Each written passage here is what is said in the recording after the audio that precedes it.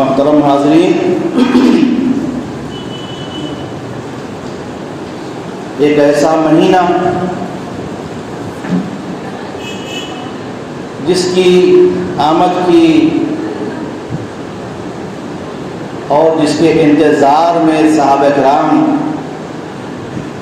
کئی مہینوں سے اس کے مشتاق ہوا کرتے تھے، اور اس مہینے کی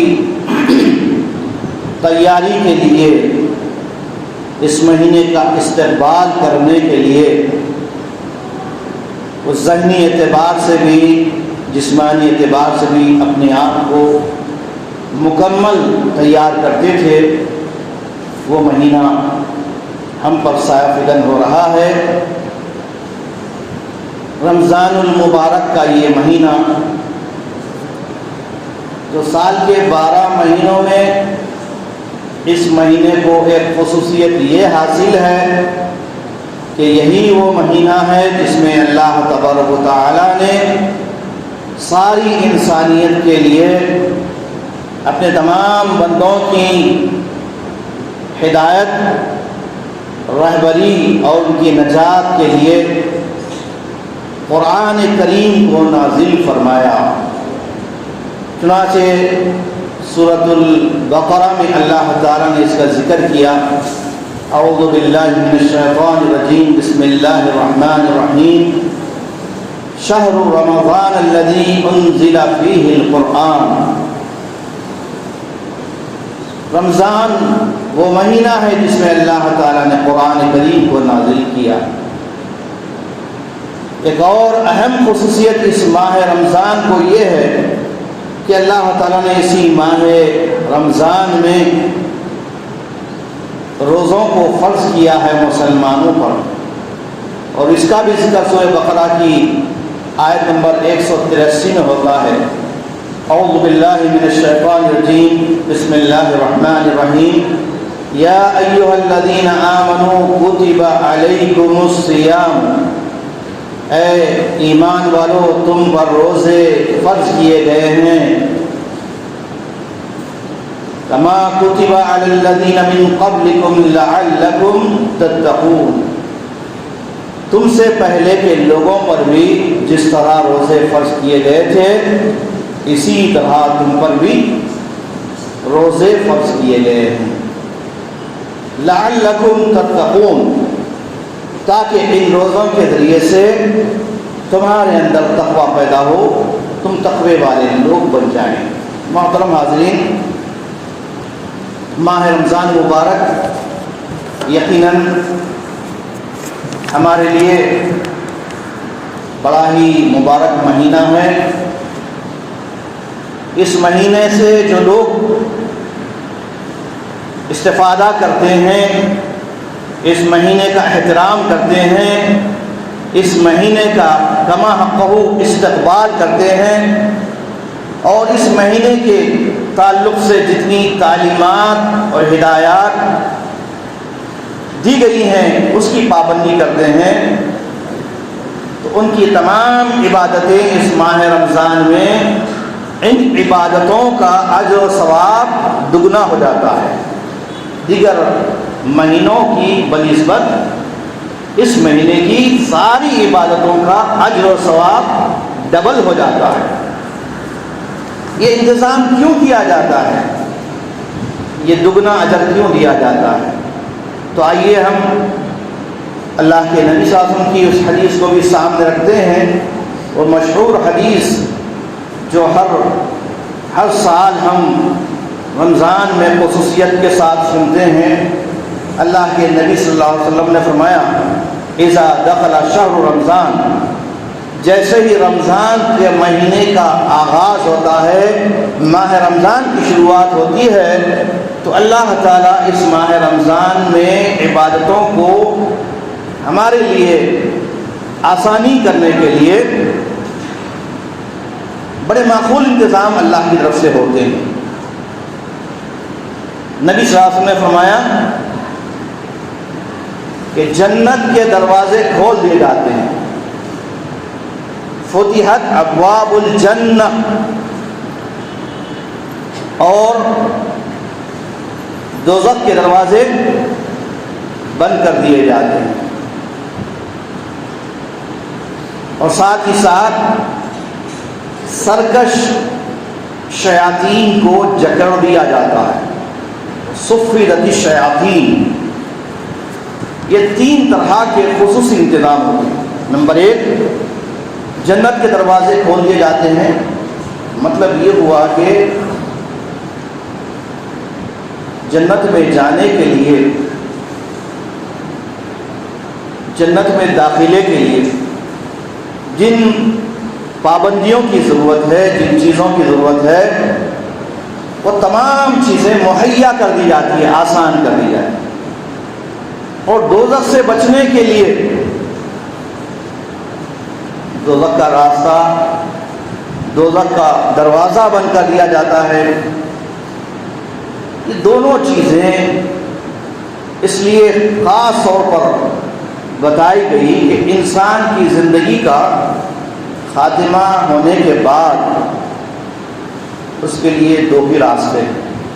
ایک راستہ جنت کی طرف جانے والا ہے، دوسرا دوزخ کی طرف جانے والا ہے۔ اس دنیا کی عارضی زندگی میں انسان وہ کام کر لے جو اس کے لیے جنت کا راستہ آسان ہو جائے، اور دوزخ کا راستہ اس کے لیے بند ہو جائے۔ یہ ہر اہل ایمان کو، ہر وہ بندے کو جو اللہ پر ایمان رکھتا ہے، اسی لیے اللہ تعالیٰ نے ایمان والوں سے کہا یا ایھا الذین آمنو، جو ایمان والے بندے ہیں ان ایمان والوں سے کہا کتب علیکم الصیام، اے ایمان والوں تم پر روزے فرض کیے گئے ہیں۔ اسی طرح ایمان ہی کا ذکر کرتے ہوئے اللہ کے نبی صلی اللہ علیہ وسلم نے فرمایا من صام رمضان ایمانا واحتسابا غفر له ما تقدم من ذنبه۔ صحیح بخاری، صحیح مسلم اور دیگر سنن میں حدیث ہے، اللہ کے نبی صلی اللہ علیہ وسلم فرماتے ہیں جس نے ایمان کے ساتھ اور احتساب کے ساتھ رمضان کے روزے رکھتا ہے، اللہ تعالیٰ اس کے لیے ایک اور خوشخبری سناتا ہے غفر له ما تقدم من ذنبه، جو کچھ پچھلے سال سے اب تک ہوئے گناہ وہ سارے گناہ معاف کر دیے جاتے ہیں، بخش دیے جاتے ہیں۔ غفر له، بندے کو اور کیا چاہیے؟ معافی کا پروانہ مل رہا ہے، بخشش مل رہی ہے۔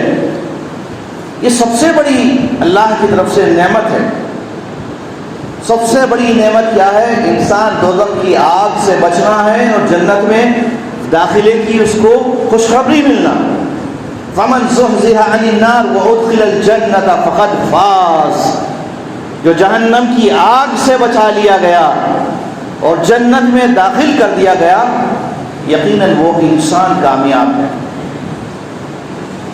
آج ہم ایمان کی کمزوری، ایمان کے کھوکھلے ہونے کی وجہ سے، ایمان میں کمزور ہونے کی وجہ سے ہماری زندگی کا مقصد دنیا کا حصول، دنیا کی خواہشیں، دنیا کی چاہتیں، دنیا والوں کی محبتیں اور دنیا کے لیے سب کچھ کرنے کا ایک ہم نے پروگرام بنایا ہے، اور اسی پروگرام، اسی ایجنڈے کے تحت ہم میں کی اکثریت لگی ہوئی ہے، مصروف ہے، رات میں بھی لگی ہوئی ہے، دن میں بھی مصروف ہے۔ لیکن اللہ تعالیٰ نے ایک ایسی خوشخبری سنائی ہے کہ جس کے سامنے دنیا کی تمام نعمتیں، دنیا کی تمام آسائش اور سارے آرام ہیچ ہے، بیکار ہے۔ وہ کیا ہے؟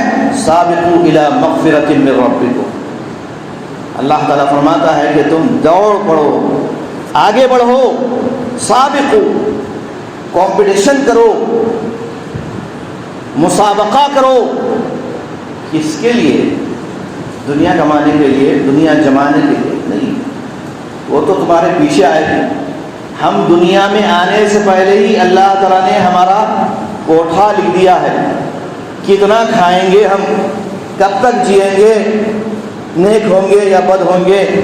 120 دن کے بعد ماں کے پیٹ میں جب بچے کو روح ڈالی جاتی ہے تو 4 باتیں لکھی جاتی ہیں. اس کی ہم کو چنتا کرنے کی ضرورت نہیں ہے، اس کی فکر کرنے کی ضرورت نہیں ہے. فکر کیا کرنا ہے؟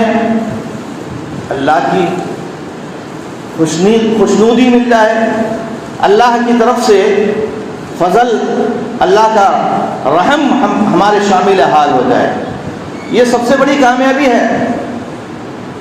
کیونکہ صحابہ اکرام نے اللہ کے نبی سے پوچھا، جب نبی صلی اللہ علیہ وسلم نے صحابہ سے کہا تھا اللہ کی قسم تم میں سے کوئی بھی اپنی عبادتوں، اپنی نیکیوں کے بل بوتے پر جنت میں داخل نہیں ہو سکتا، جنت میں نہیں جا سکتا. ہم یہ زعم نہیں کر سکتے کہ ہم تو نیک ہے، نمازیں پڑھتے ہیں، توحید پرست ہے، سنتوں پہ چلتے ہیں، اس بنیاد پر ہم جنت میں چلے جائیں گے. ہاں اللہ سے آرزو تو ہوتی ہے، امید ہوتی ہے، کیونکہ ایمان نام ہے الایمان بین الخوف والرجاء. ایمان نام ہے خوف کھانے کا اللہ سے کہ اللہ پتہ نہیں ہماری نیکیوں کو، عبادتوں کو قبول کرے گا نہیں کرے گا، ہمیں معاف کرے گا یا نہیں کرے گا. یہ بھی خوف ہونا ہے. دوسری طرف بندے کو امید ہوتی ہے. کس سے امید ہوگی؟ اسی سے ہوگی جو کہ ہم کو پیدا کیا ہے، وہ اللہ تعالیٰ ہے. لیکن تو اللہ کے نبی نے فرمایا کوئی نہیں داخل ہو سکتا. صحابہ نے سوال کیا اے اللہ کے نبی کیا آپ بھی جنت میں اپنی نیکیوں کی وجہ سے، نیکیوں کے بل بوتے پر داخل نہیں ہو سکتے؟ تو اللہ کے نبی نے فرمایا ہاں میں بھی جو ہے جنت میں داخل نہیں ہو سکتا جب تک کہ اللہ کا فضل، اس کی رحمت میرے شامل حال نہ ہو. اللہ کی رحمت جب تک مجھے نہ ڈھانک لے تب تک میں بھی جنت میں نہیں جا سکتا. تو اس لیے اللہ تعالیٰ سے جنت کا بھی سوال کرنا ہے اور دوزخ سے بچنے کی فکر بھی کرنا ہے. بڑی پیاری دعا اللہ کے نبی نے سکھائی، اور ماہ رمضان میں کثرت سے سمجھ کر اس کو پڑھنے کی کوشش کرنی چاہیے. اللہم انی اسألک الجنہ واعوذ بک من النار. اللہم انی اسألک الجنہ، اے اللہ میں تجھ سے تیری جنت کا سوال کرتا ہوں، جنت مانگتا ہوں. واعوذ بک من النار، اور تیری پناہ چاہتا ہوں جہنم کی آگ سے، جہنم کے عذاب سے. تو محترم بزرگوں، دوستوں، نوجوانوں، مرد و خواتین، ماہ رمضان بس ہمارا استقبال کر رہا ہے. ہم اس کا استقبال کیسے کریں؟ کیونکہ اللہ تعالیٰ کی جانب سے اس کے لیے سارے اعلانات ہو چکے ہیں، سارے اعلانات ہو چکے ہیں. ماہ شعبان کا ایک خطبہ اللہ کے نبی صلی اللہ علیہ وسلم نے دیا ہے، احادیث میں خطبہ موجود ہے. ابھی رمضان کی آمد ہونے والی ہے تو اللہ کے نبی صلی اللہ علیہ وسلم نے ایک دفعہ ممبر پر جیسے ہی آپ نے قدم رکھا تو آپ کی زبان مبارک سے آمین کے الفاظ ہیں. پھر آمین کہا دوسری سیڑھی پر، پھر تیسری سیڑھی پر آمین. 3 دفعہ آپ نے آمین آمین اور آمین فرمایا. صحابہ کو بڑا تعجب ہوا، یہ آپ نے اچانک آمین کیوں کہا؟ تو اللہ کے نبی صلی اللہ علیہ وسلم نے اس کی وجہ یہ بتائی کہ میرے پاس اللہ کی طرف سے جبرائیل علیہ السلام وحی لے کر آئے اور کہا کہ جو شخص بھی ایمان کی حالت میں، صحت کی حالت میں ماہ رمضان کا مہینہ پائے اور رمضان کے روزے رکھ کر اپنی بخشش کی، اپنی مغفرت کی تیاری نہ کرے تو ایسے شخص پر اللہ کی لعنت ہو. جبرائیل نے کہا تو میں نے آمین کہا. پھر دوسری وجہ کیا تھی جو آپ نے آمین فرمائی؟ کہا کہ جس اولاد کے ماں باپ بوڑھے ہو جائیں، یعنی اولاد اپنے زندگی میں اپنے بوڑھے ماں باپ کو پائے، یعنی اس کے ماں باپ بھی زندہ ہیں، اور اپنے ماں باپ کی خدمت کر کے ان کے ساتھ حسن سلوک کر کے جنت کا حقدار نہیں بنتی ہے، ایسی اولاد اس پر اللہ کی لعنت ہو۔ اللہ اکبر۔ تو میں نے آمین کہا۔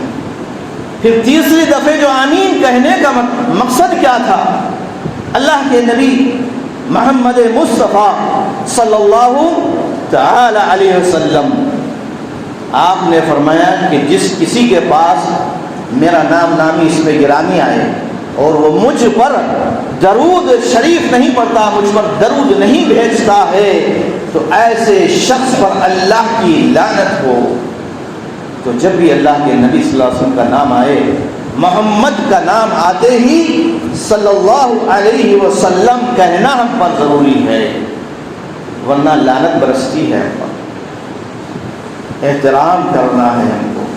نبی کا احترام یہی ہے کہ نبی کا نام آنے پر درود شریف پڑھا جائے۔ نبی کا احترام یہ ہے کہ نبی صلی اللہ علیہ وسلم نے جن کاموں کا حکم دیا اس کو ادا کرنا ہے، اور جن کاموں سے منع کیا، روکا، اس سے رک جانا۔ ما آتاکم الرسول فخذوہ وما نہاکم عنہ فانتہوا۔ اللہ کے رسول صلی اللہ علیہ وسلم نے تم کو جو بھی حکم دیا ہے، جو صحیح احادیث میں موجود ہیں، وہ سارے احکامات کی ہم مسلمانوں پر پابندی ضروری ہے، اور جن کاموں سے، جن چیزوں سے اللہ کے نبی صلی اللہ علیہ وسلم نے منع کیا، روکا ہے، اس سے رک جانے میں ہی ہماری عافیت ہے۔ آج ہم غیر شعوری طور پر اللہ کی کتاب اور اللہ کے نبی صلی اللہ علیہ وسلم کی تعلیمات کے خلاف چل رہے ہیں۔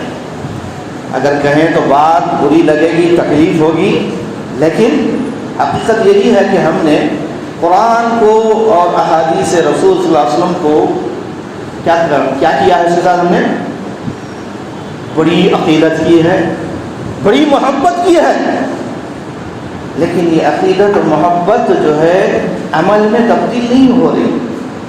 عقیدت کی حد تک دل میں احترام ہے، محبت ہے، ایمان ہے۔ تو اللہ تعالیٰ نے کیا کہا؟ جو اللہ سے محبت کرنے والے ہیں وہ نبی کی اطاعت کرنے والے ہیں۔ قل ان کنتم تحبون اللہ فاتبعونی، اے نبی صلی اللہ علیہ وسلم آپ کہہ دیجئے لوگوں سے، تمام ایمان والوں، اگر تم اللہ سے محبت کرتے ہو، اگر تم محبت کرتے ہو، اگر محبت ہے اللہ سے، نہیں ہے تو کوئی بات نہیں، جن کو اللہ سے محبت ہے ان کے بارے میں کہی جائے، اب جن کو نہیں ہے ان کا تو اللہ محافظ ہے۔ اللہ توفیق دے ہر مسلمان کو، اللہ سے محبت کرنے والے بنے، نبی سے محبت کرنے والے بنے۔ اور یہ محبت معمولی محبت نہیں ہے، ماں باپ سے بڑھ کر، آل اولاد سے بڑھ کر اللہ کی، اللہ کے رسول کی محبت جب تک غالب نہیں آئے گی ہم مسلمان ہو ہی نہیں سکتے۔ نبی صلی اللہ علیہ وسلم نے فرمایا کہ والذی نفس محمد بیدہ، جس کے قبضے میں محمد صلی اللہ علیہ وسلم کی جان ہے، آپ نے فرمایا لا یؤمن احدکم، تم میں سے کوئی بھی اس کا حسب نسب چاہے کہیں جا کر ملتا، کوئی بھی لا یؤمن، مومن نہیں ہو سکتا، مومن نہیں بن سکتا۔ کب تک؟ حتی احب الیہ، جب تک کہ میں اس کے پاس محبوب نہ بن جاؤں۔ کس سے؟ من والدہ وولدہ والناس اجمعین، اس کے ماں باپ اور تمام انسانوں سے بڑھ کر وہ مجھ کو نہ چاہے گا، مجھ سے محبت نہیں کرے گا، تب تک وہ جو ہے مومن نہیں کر سکتا۔ شاید میں سمجھتا ہوں اس حدیث پر ہم کو بہت غور کرنا ہے۔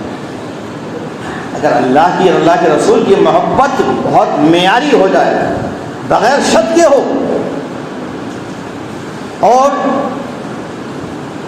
حکم کی اطاعت کی تعمیل میں ہو کہ اللہ کا حکم ہے، نبی صلی اللہ علیہ وسلم کا حکم ہے،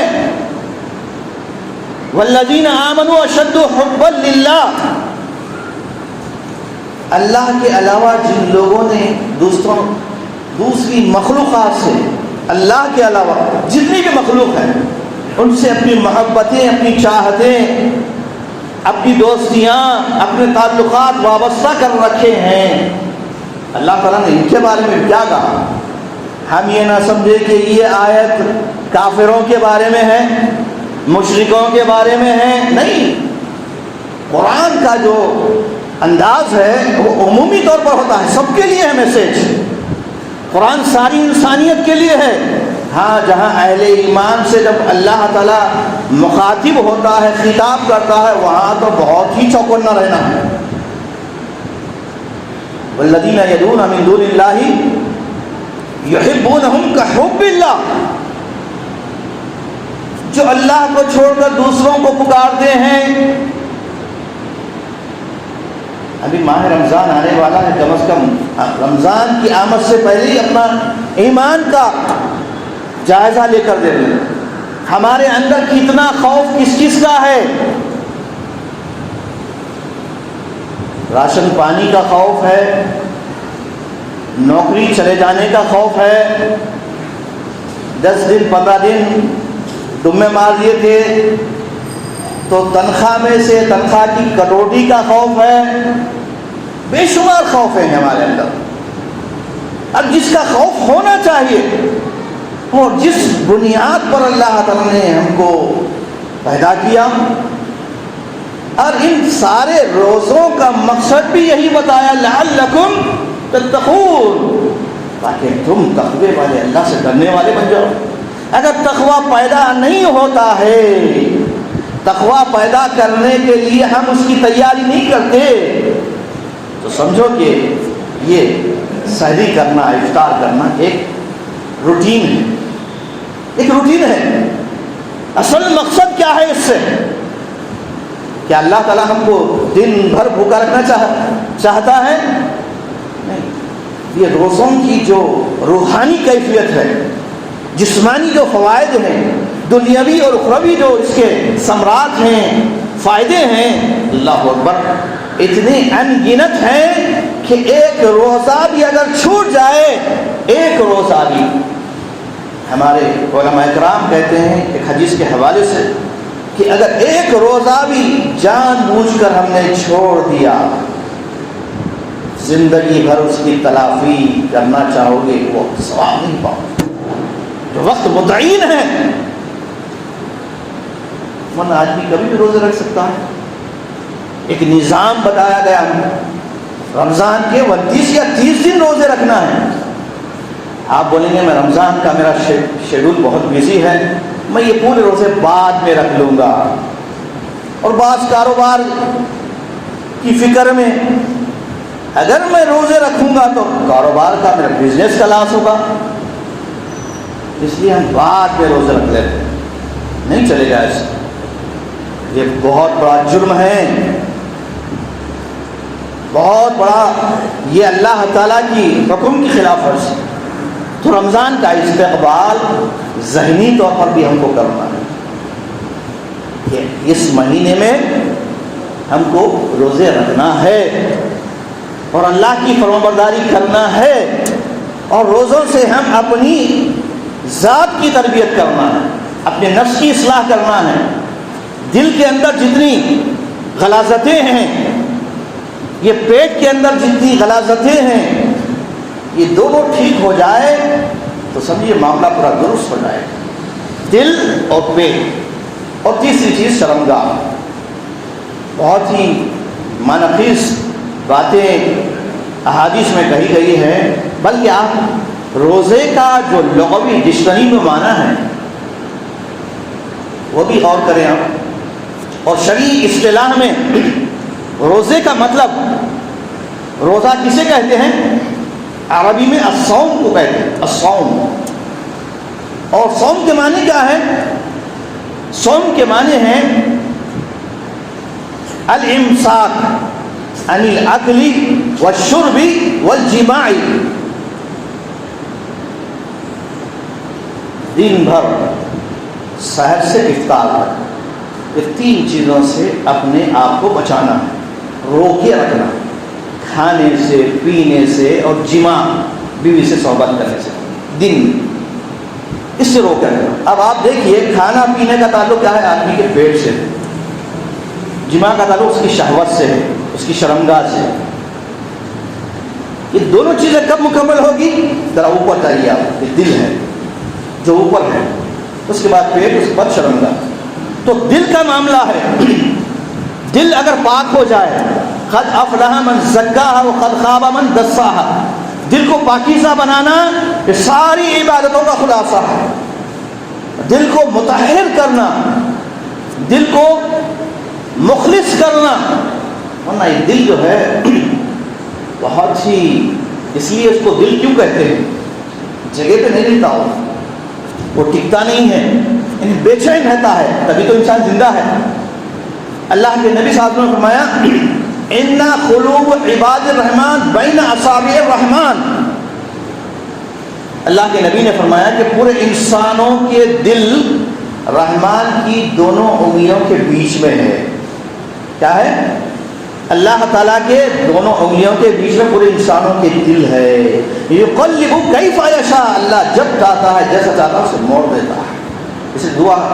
اس لیے دعا سکھائی گئی، یا مقلب القلوب ثبت قلوبنا علی طاعتک، اے اللہ ہمارے دلوں کو اپنی اطاعت کی طرف موڑ دے، ہم تیرے بندے بنے، ہم نفس کے بندے نہیں بنے، ہم کھانے پینے کے بندے نہیں، ہم درہم و دینار کے بندے نہیں، ہم یہ عمارتوں کے، بلڈنگوں کے، یہ گاڑیوں کے، یہ سوٹ بوٹ کے بندے نہیں۔ جس کی چاہتیں غالب آ جائے اللہ کی چاہت پر تو بندہ اس کا بن جاتا ہے، وہ اللہ کا بندہ نہیں رہتا۔ اللہ کا بندہ بننا یہ سب کے بس کی بات ہے۔ یا عباد کہ اللہ کے نبی صلی اللہ علیہ وسلم نے فرمایا کہ اللہ تعالیٰ اپنے بندوں سے کہتا ہے یا عبادی، اے میرے بندو، حدیث قدسی کے الفاظ ہیں۔ روزانہ فجر سے پہلے اللہ تعالیٰ ینزل ربنا تبارک و تعالی کل لیلۃ الی السماء الدنیا حین یبقى من ثلث اللیل، روزانہ اللہ تبارک و تعالیٰ 7واں آسمان سے عرش سے پہلے آسمان پر نزول فرماتے ہیں۔ کب یہ؟ جب سارے لوگ اپنے سیل فون آف کر کے سو جاتے ہیں، ساری چاٹنگ واٹنگ کر کے سکون کی نیند سوتے ہیں۔ رات کو تبدیل کر دیا ہے۔ اٹھنا کب ہے؟ فجر کے وقت، فجر سے پہلے اٹھنا ہے۔ فجر سے پہلے سو رہی ہے قوم پوری۔ اب کتنی نافرمانیاں ہیں، ہر جگہ نافرمانی ہماری۔ میں کہوں تو بھیجا نہ ہوگا، رمضان کے مہینے میں جتنی مسلمان نافرمانیاں کرتے ہیں ہمارے اپنے سروے کے مطابق اور مہینوں میں نہیں کرتے۔ میں پھر انشاءاللہ بتاؤں گا، ایک مثال یہ دوں گا، اس کی عملی طور پر ثبوت یہ ہے، یہ نہیں، اس کا مطلب یہ نہیں کہ سارے لوگ ایسے کرتے ہیں، اکثریت۔ وہ کرنے کا مقصد بھی صرف ثواب کا حصول ہوتا ہے، زیادہ ثواب کمائیں۔ ایک تو افطار کے وقت تاخیر کرتے ہیں، نافرمانی ہوتی ہے عملی طور پر، 3 منٹ 5 منٹ 7 منٹ بعد بھائی غروب آفتاب کے ساتھ افطار کرنا ہے آپ کو، اور آپ بول رہے ہیں کہ نہیں ابھی ٹائم نہیں ہوا، 5 منٹ باقی، 7 منٹ باقی۔ یہ 7 منٹ 5 منٹ آپ یہودی بن گئے۔ یہودی تاخیر کرتے ہیں، اور اللہ کے نبی نے فرمایا میری امت خیر پر، بھلائی پر رہے گی جب تک یہ افطار میں جلدی کرے گی۔ معجل الفطرہ، افطار میں عجلت کا مطلب غروب آفتاب کے ساتھ ہی آپ کو افطار کرنا۔ نافرمانی ہو رہی نہیں ہو رہی بتائیے؟ اور رات میں بھی نافرمانی ہوتی ہے۔ امام صاحب سے لے کر پوری قوم، امام صاحب کو، حافظ صاحب کو ایک امید ہوتی ہے اگر 4 دفعے پڑھاؤں گا، 4 دفعے یعنی قرآن پڑھاؤں گا، 4 قرآن سناؤں گا، زیادہ مال جمع ہو جائے گا۔ ایک مسجد پھر وہ مسجد، بعض مسجد میں تو شبیلیں، مسجد کے صدر صاحب، کمیٹی کے ذمہ داران سب مل کے بولتے ہم اس مرتبہ جو ہے 4 شبیلوں کا انتظام کریں۔ یہ مہینہ جو ہے دوستو کم کھانے کا ہے، اللہ کی طرف رجوع ہونا ہے۔ ارے 11 مہینے تم نے جو راشن پانی اپنے پیٹ میں، اپنے گھروں میں، اپنے دماغوں میں جو جمع کر کے رکھا ہے اس کو خالی کرنا ہے۔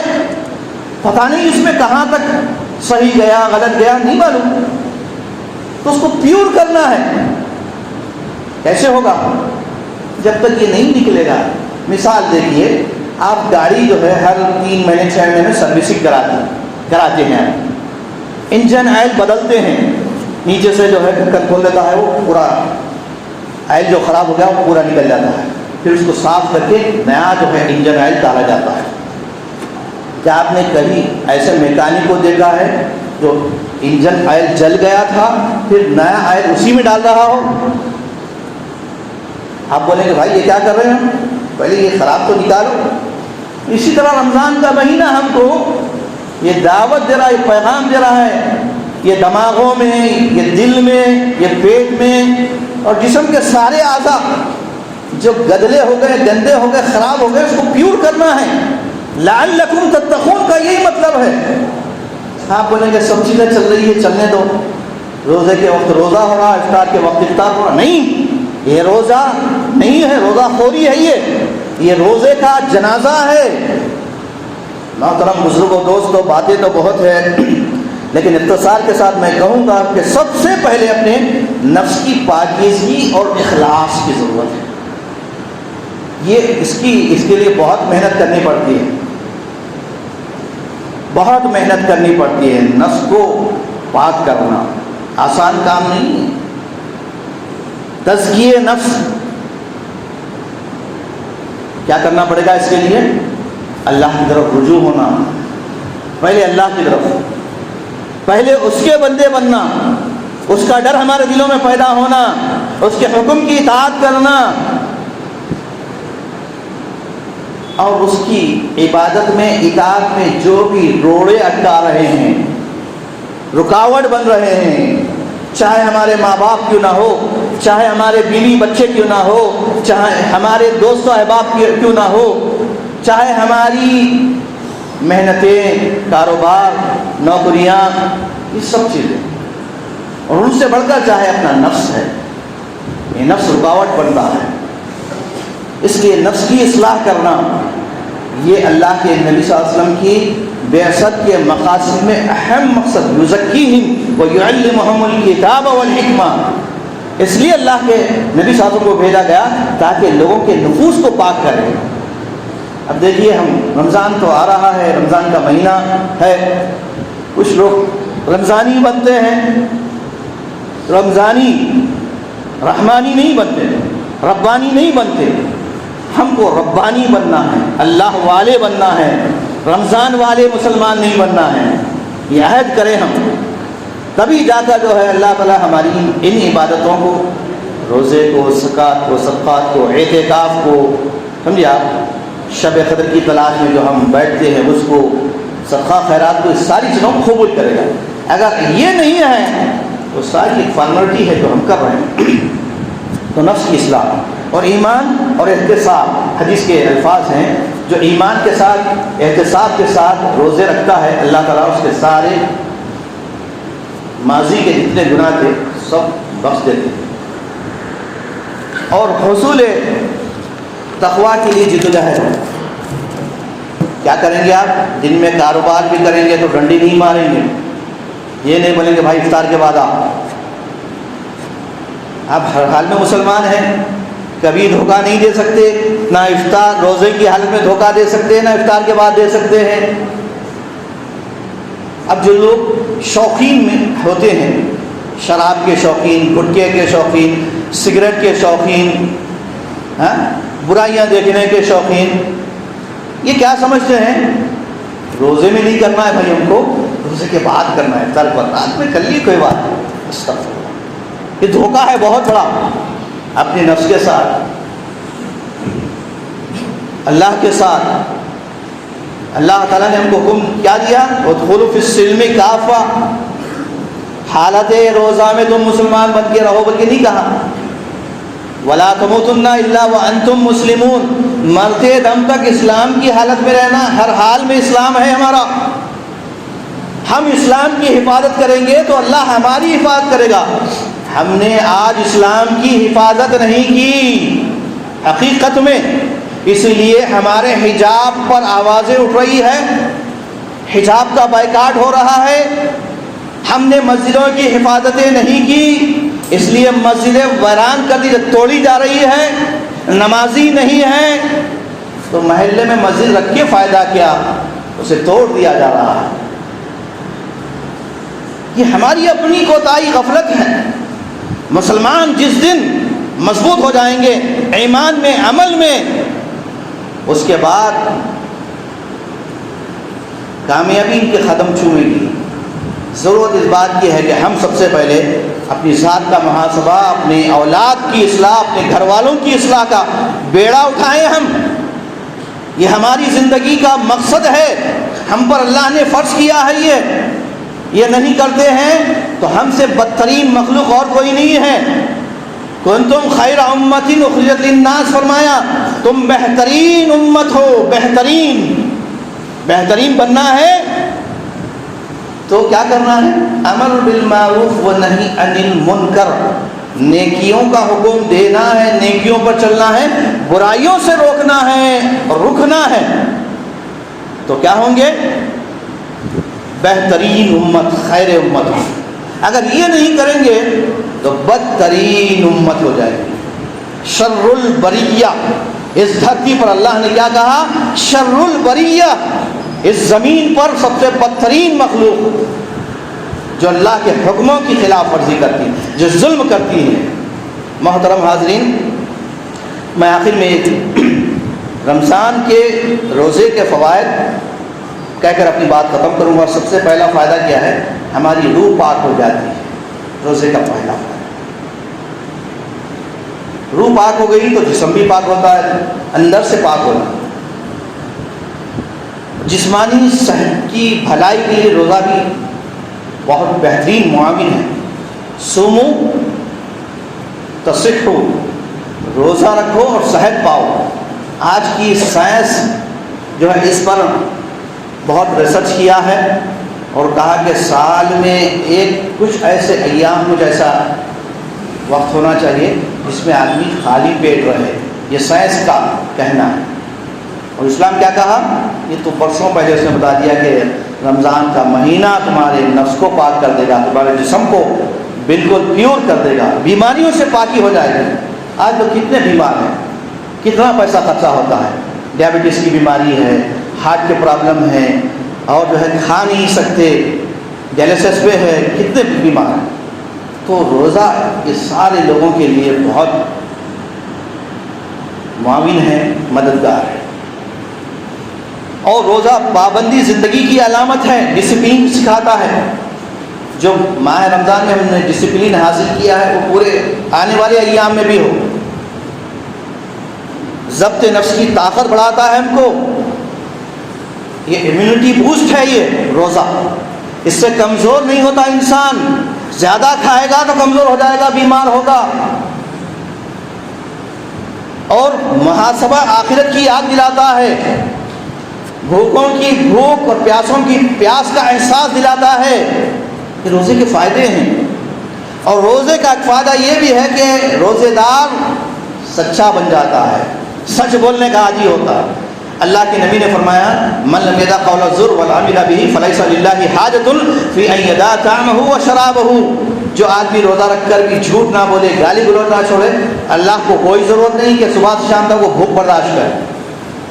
روزے کا ایک فائدہ یہ ہے کہ آدمی سچ بولنے کا عادی بنتا ہے۔ بچوں کو بھی اس کے عادی بنائیں، چھوٹے بچوں کو روزے کا عادی بنائیں، روزے کا مقصد بتائیں، اور رب کا فرمانبردار بنا کر خوف الہی پیدا کرتا ہے، اللہ کی رضامندی کا ہم کو طالب بناتا ہے۔ اس لیے اس ماہ رمضان میں خصوصیت کے ساتھ ہم کو جو کام کرنا ہے تعلق باللہ، اللہ سے تعلق کو مضبوط کرنے کے لیے قیام اللیل، تہجد کا اہتمام نمبر 1۔ نمبر 2، قرآن سے تعلق مضبوط کرنا ہے۔ ماہ رمضان میں ہم یہ کوشش کریں، اہتمام کریں، یہ عزم کر لیں کہ اس ماہ رمضان میں کم از کم 2 مکمل قرآن ہم ختم کریں گے، انفرادی طور پر۔ تراویح تہجد کی اور بات الگ ہے، لیکن اپنے طور پر ہم نے کہا ہر فرد، بچہ، بوڑھا، جوان، گھر کی عورتیں، سب جو ہے اس کا اہتمام کریں، 1 مکمل یا 2 قرآن ختم ہو۔ نمبر 3، صرف قرآن کا خاتمہ مقصود نہ ہو، بلکہ قرآن کو ترجمے کے ساتھ پڑھنے کا اہتمام کریں۔ روزانہ کم سے کم 1 رکوع یا کم سے کم 1 ورق قرآن کا، 1 ورق جو ہے آپ ترجمے سے سمجھ کر پڑھنے کا اہتمام کریں، تفسیر کا اہتمام کریں، اور ہو سکے وقت نکال کر آخری جو پارہ ہے، پارہ امن ہے، اس کی صورتوں کو حفظ کرنے کا اہتمام کریں۔ کتنے ایسے لوگ ہوں گے جن کو صرف 2-3 صورتیں یاد ہے، بس 50-60 سال کے ہو گئے، سورہ فاتحہ یاد ہے، فلق ناس یاد ہے، سورہ کوثر یاد ہے، بس اتنا ہے۔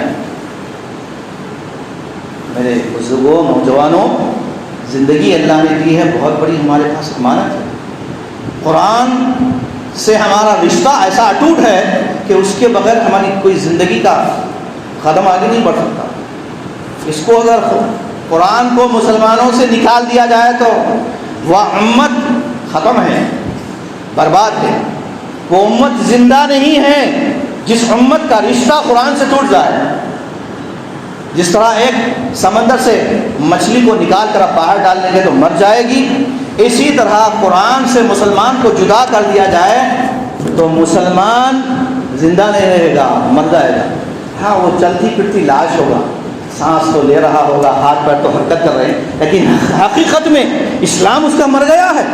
تو اسلام کو زندہ کرنے کے لیے ضروری ہے کہ قرآن سے وابستگی ہو۔ ہم اس ماہ رمضان میں اہتمام کریں اور کثرت سے انفاق، خیرات کا اہتمام کریں، اور ساتھ ہی ساتھ ایک آخری بات یہ کہ آپ کے خاندان میں، رشتہ داروں میں جو بھوکے ہیں، پیاسے ہیں، جن کے گھروں میں راشن نہیں ہے، آپ ان کے صحت کا، افطار کا انتظام کریں۔ کوشش کریں کہ آپ کے زکوٰۃ کے اولی مستحق، آپ کے عزیز و اقارب، آپ کے رشتہ دار میں جو مستحق ہیں، ان کو دینے کی کوشش کریں۔ اور مالدار پر فرض ہے سال میں 1 مرتبہ اپنے مال کی زکوٰۃ نکالنا۔ اگر وہ زکوٰۃ نہیں نکالتا ہے تو وہ سونا، چاندی، وہ جائیداد، وہ پراپرٹیاں جو سیف ہے، بینکوں میں ہیں، 1 سال کا عرصہ گزر گیا ہے، اس کی زکوٰۃ نہیں نکالی گئی تو وہ پورا مال ناپاک ہو جاتا ہے۔ وہ پورا مال ناپاک، بلیک منی ہے وہ اللہ کے نزدیک۔ اس کو وائٹ منی بنانے کے لیے اس کی زکوٰۃ نکالنا، گندگی نکالنا ہے اس سے۔ لیکن یہ بھی ذرا مشکل کام ہے، لوگ ڈنڈی مارتے ہیں اس میں بھی، کیونکہ محبت مال کی انسان کو بہت زیادہ ہوتی ہے، جبکہ مال کی محبت انسان کو جو ہے رب سے دور کرتی ہے اور نفاق کا مرض پیدا کرتی ہے۔ لہٰذا ان چیزوں سے بچنے کے لیے ضروری ہے کہ ہم اس کا اہتمام کریں اور کثرت سے ماہ رمضان میں دعاؤں کا، توبہ استغفار کا بھی اہتمام کریں، کیونکہ روزے کی حالت میں بندے کی دعائیں قبول ہوتی ہیں، اور ہر قسم کے شرکیہ کام اور بدعات، خرافات، ان تمام چیزوں سے اپنے آپ کو، اپنے دامن کو، اپنے گھر والوں کو، سب کو بچائے رکھیں، تاکہ اللہ تعالیٰ ہمارے عبادتوں کو، ہماری صوم و صلات کو